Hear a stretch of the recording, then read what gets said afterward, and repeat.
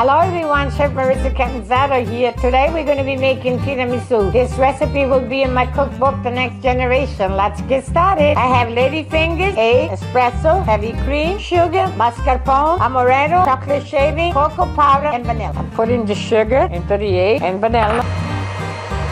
I have my egg, my sugar, vanilla, and mascarpone in. I'm going to pour it in this bowl. I'm making my whipping cream. I'm going to add it to the egg mixture and the mascarpone. I'm going to begin to assemble the tiramisu. I'm going to add the amaretto in it. I'm going to shake some chocolate at the bottom. So just lightly brush the coffee on it. Just a thin layer of this cream.